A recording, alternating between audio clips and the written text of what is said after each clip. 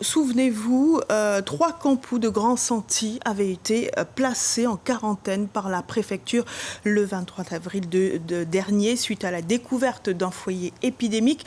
Les premiers patients de Grand Santi qui avaient accepté d'effectuer leur quatorzaine à l'hôtel du Fleuve à Sinnamary ont quitté l'établissement samedi.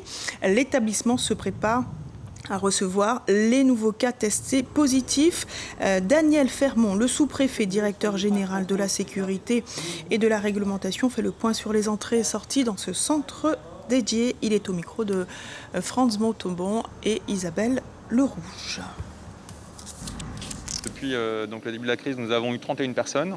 Actuellement, nous avons 12 patients qui sont encore à l'hôtel du Fleuve.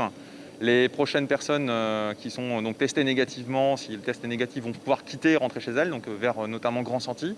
Et puis, compte tenu de l'actualité du territoire, nous avons également quelques arrivées, 2 arrivants en principe de Saint-Georges. Alors les personnes sont volontaires pour être dans ces structures, c'est très important de le signaler.